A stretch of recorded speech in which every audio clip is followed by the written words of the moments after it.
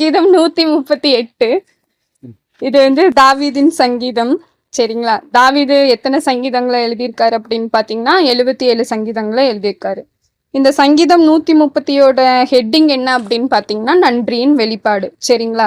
சங்கீதம் 138 8வது அதிகாரத்தை வாசிங்க.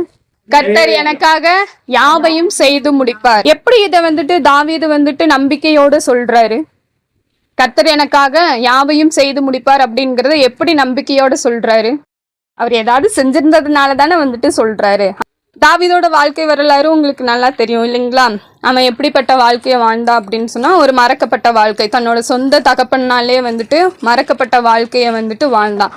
அப்படி மறக்கப்பட்ட வாழ்க்கையிலிருந்து அவன் அரியணை ஏறுற வரைக்கும் ஆண்டவர் வந்து செய்த கிரியைகளை வந்துட்டு அவன் நினைச்சு அதை நம்பிக்கையோட விசுவாசிச்சு சொன்னதுதான் என்ன அப்படின்னு சொன்னா, எனக்காக கர்த்தர் எல்லாவற்றையும் செய்து முடிப்பார் அப்படின்னு சொல்றாரு. அப்போ அப்படி எனக்காக எல்லாவற்றையும் செய்யற கர்த்தருக்காக நான் என்ன செய்யணும் அப்படின்னு சொல்லி அவன் சொல்றப்போ, நன்றி செலுத்துறது மாத்திரம்தான் எனக்கு இருக்கிற ஒரே ஒரு காரணம் அப்படின்னு சொல்றாங்க. அதுல ஃபர்ஸ்ட் அதிகாரத்துல பாத்தீங்கன்னா, உம்மை என் முழு இருதயத்தோடும் துதிப்பேன், தேவர்களுக்கு முன்பாக உம்மை கீர்த்தனம் பண்ணுவேன் அப்படின்னு இருக்கு. இங்க யாதா அப்படின்னு ஹீப்ரு வேர்டு இருக்கு. யாதா அப்படிங்கிறதுக்கு மீனிங் என்ன அப்படின்னு பாத்தீங்கன்னா துதிப்பேன் அப்படின்னு சொல்லி. எப்படி துதிக்கிறது அப்படின்னு பார்த்தோம்னா, உம்மை என் முழு இருதயத்தோடு துதிப்பேன் அப்படின்னு சொல்லிட்டு. அப்போ நம்மள எப்படி வந்துட்டு துதிக்கணுமா? வெறும் உதட்டுனால துதிக்காம உள்ளத்தின் ஆழத்திலிருந்து முழு இருதயத்தோடு முழு பலத்தோடு எப்படி துதிக்கணும்? ஆண்டவரை துதிக்கணும் அப்படின்னு சொல்றாரு. அப்படி முழு இருதயத்தையும் முழு பலத்தையும் நம்மளுக்கு வந்துட்டு தரது யாரு அப்படின்னு சொன்னா ஆண்டவர் தான். அவருக்கு நம்ம என்ன பண்ணணும்? நன்றி செலுத்தணும். சரிங்களா? 2வது பாட்டு பாருங்க. தேவர்களுக்கு முன்பாக உம்மை கீர்த்தனம் பண்ணுவேன் அப்படின்னு சொல்லியிருக்கு. இங்க தேவர்கள் அப்படின்னு சொல்றது யாரை குறிக்குது அப்படின்னு பாத்தீங்கன்னா, சங்கீதம் 82:6 தேவர்கள் என்றும் நீங்கள் எல்லாரும் உன்னதமானவரின் மக்கள் என்றும் நான் சொல்லி இருந்தேன். ஆமென், ஹல்லேலூயா.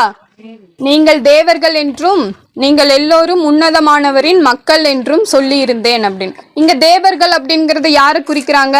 நம்மளதான் குறிக்கிறாங்க. நம்மள தேவன் எப்படி அழைச்சிருக்காரு? தேவர்களா அழைச்சிருக்காரு. சரிங்களா? இங்க நிறைய மீனிங் இருக்கு தேவர்களுக்கு. தேவ தூதர்கள்னு சொல்றாங்க. தேவ தூதர்களை நம்ம அழைச்சிருக்காங்க இல்லையா, அவங்கள நம்ம என்ன சொல்லுவோம்? தேவ ஊழியக்காரர்கள் அப்படின்னு சொல்லுவோம். அவங்களுக்கு இப்போ நான் எங்க அம்மா ஒருத்தர் வந்துட்டு எனக்கு ஏதாவது செய்யறாங்க அப்படின்னு சொன்னா, நான் எங்க அம்மா கிட்ட மட்டும்தான் தேங்க்ஸ் சொல்ல முடியும் இல்லையா? ஒரு காரியத்தை சொல்றாங்க செய்யறாங்க அப்படின்னு சொன்னா அந்த காரியத்துக்கு நம்ம பதில் என்ன சொல்லுவோம்? தேங்க்ஸ் சொல்லுவோம். அது எங்க அம்மா கிட்ட மட்டும்தான் சொல்ல முடியும் இல்லையா? ஆனா நம்ம கர்த்தர் செஞ்சது யாருக்கு முன்பாக சொல்லணும் அப்படின்னு தாவீது சொல்றாரு அப்படின்னு பாத்தீங்கன்னா, நம்ம ஊழியக்காரங்களுக்கு முன்னாடி சொல்லணும், மத்தவங்க முன்னாடி எல்லாம் சொல்லணும். நம்ம தேவர்களை அழைச்சிருக்காங்க இல்லையா, இன்னும் அழைக்காதவங்கள சில பேர் இருக்காங்க, அவங்க முன்னாடியும் நம்ம என்னன்னு சொல்லணும்?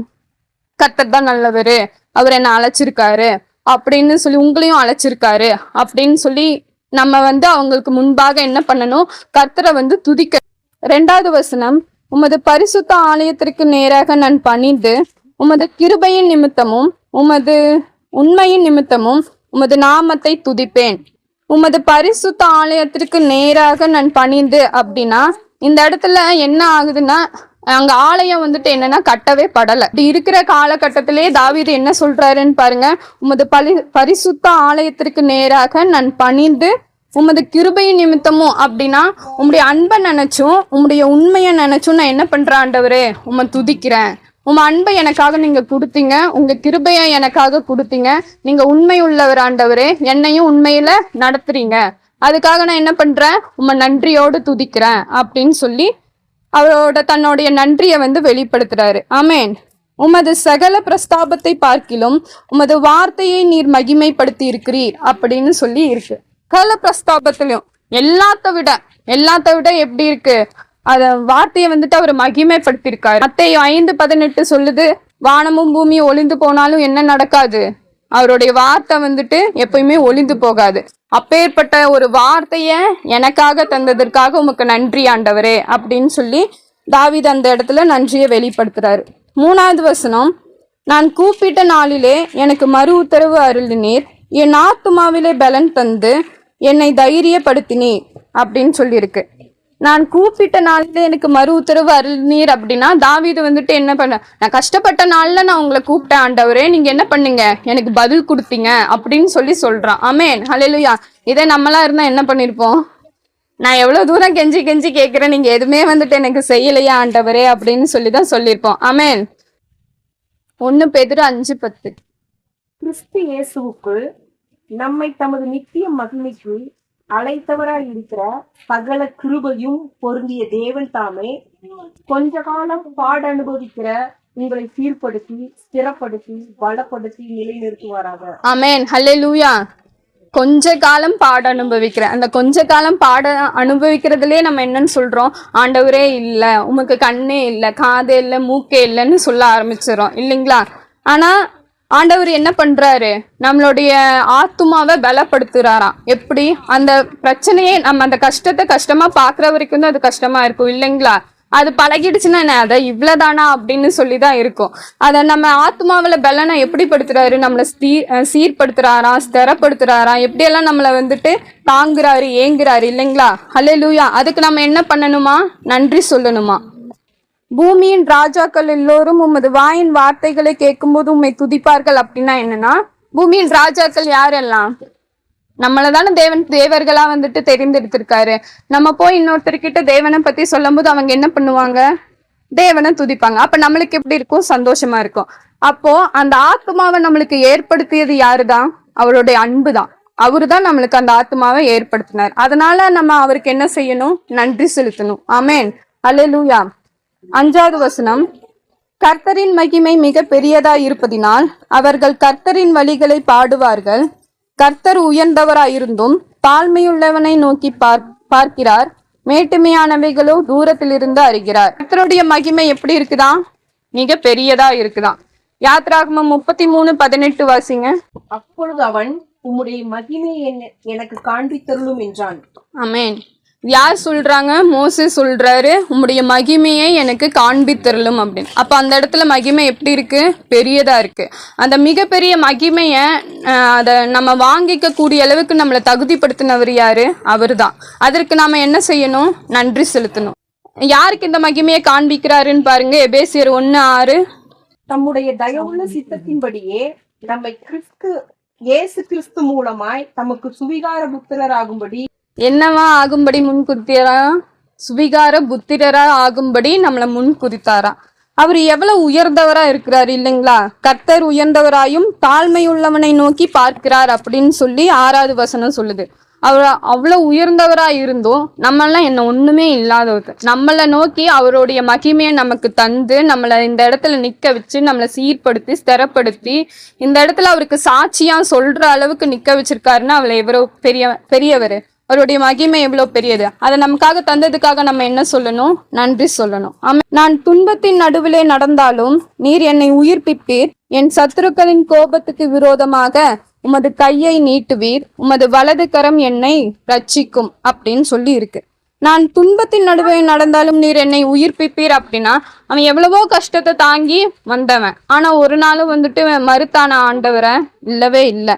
அந்த இடத்துல ஆண்டவர் அவனுக்கு என்ன தந்தாரு, பலன் தந்தாரு, இருதயத்தை பலப்படுத்தி அவனை என்ன பண்ணாரு, உயர.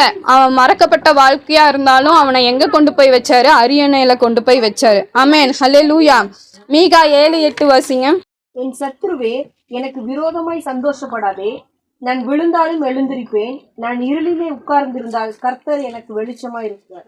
நான் விழுந்தாலும் எந்திரிச்சுப்பேன். எப்படி, அவர் எனக்கு வெளிச்சமா என் பக்கத்திலே இருக்கனாலதான் வந்துட்டு என்ன பண்றேன், நான் எழுந்திருப்பேன் அப்படின்னு சொல்லி தாவீது கர்த்தரை கொடுத்து வெட்கப்படாம எல்லாத்து முன்னாடி என்ன பண்றான் அப்படின்னு சொன்னா சாட்சி சொல்றான்.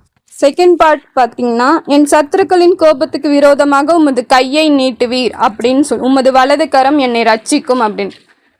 நம்மளை துன்பப்படுத்துறவங்க அநேக பேர் இருக்காங்க. அதுக்காக நம்ம குறித்து வருத்தப்பட்டு இருக்க முடியுமா, முடியாது. அப்படியே வருத்தப்பட்டாலும் என்ன பண்றாரு அப்படின்னு பார்த்தா, அந்த நமக்கு விரோதமா இருக்கிறவங்களுக்கு நேரா நம்ம ஆண்டவர் என்ன பண்றாருன்னா தம்முடைய வலது கரத்தை நீட்டி அவங்கள அப்புறப்படுத்திட்டு நம்மளை என்ன பண்றாருன்னா தாங்குறாராம், ஏங்குறாராம். நம்மளுடைய வலது கரத்தினால என்ன பண்றாருன்னா நம்ம வந்துட்டு ரட்சிக்கிறாரு. ஆமென், ஹல்லேலூயா. அதுக்காக நம்ம ஆண்டவரை என்ன பண்ணணும் அப்படின்னு சொல்லி பாத்தீங்கன்னா நன்றி சொல்லணும்.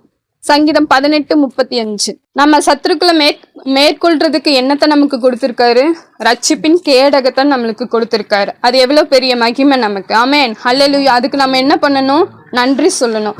அதை நம்ம ரட்சிப்பின் கேடகத்தை கொடுத்து சத்ருவை மேற்கொள்ற அதிகார அளவுக்கு நமக்கு கொடுத்திருக்காருன்னா என்ன நம்மள தகுதியே இல்லாத ஒருத்தவங்க நம்மளுக்கு இவ்வளோ பெரிய மகிமையை தந்ததை நினைச்சு தாவீது என்ன பண்றாருன்னு பாத்தீங்கன்னா நன்றி சொல்றாரு. இந்த ரட்சிப்பின் கேடகம் யாருக்கு வந்திருக்கு அப்படின்னு பாத்தீங்கன்னா சங்கீதம் 144 1-4. மனுஷன் எப்படி எதுக்கு ஒப்பா இருக்காராம்?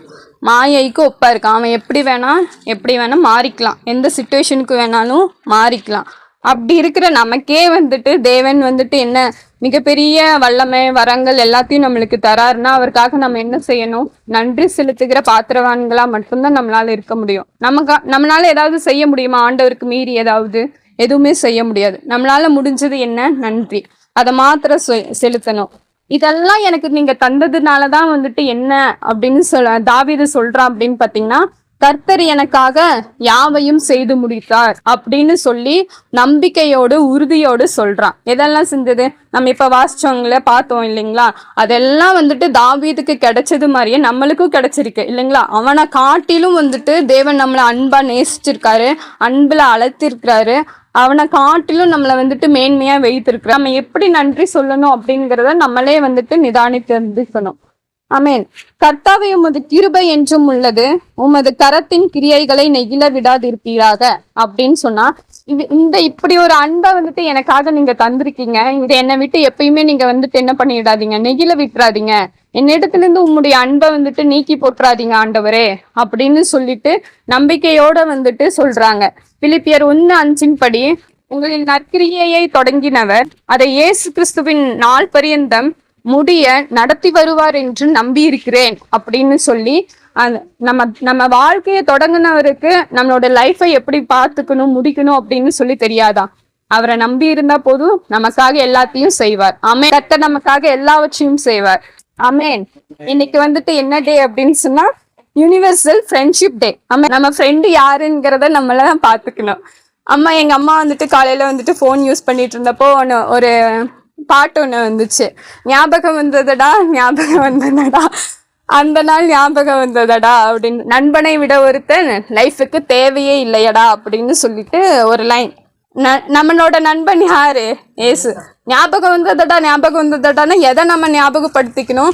கர்த்தர் செஞ்ச எல்லா நன்மைகளையும் நினைவு கூர்ந்து அவர் எனக்காக எல்லாவற்றையும் செய்து முடித்தார் அப்படிங்கிறத நாள்தோறும் வந்துட்டு, அந்த நாள் மட்டும் இல்லை, டெய்லியும் நம்ம வந்துட்டு என்ன பண்ணணும் அப்படின்னு சொன்னா அவருக்காக நன்றி செலுத்தி அவருக்குரிய பாத்திரவான்களா நம்ம இருக்கணும். நம்மளுடைய இயேசு என்கிற நண்பரை விட நம்மளுக்கு வேற யாரும் வந்துட்டு லைஃப்ல தேவையில்லை. ஆமென்.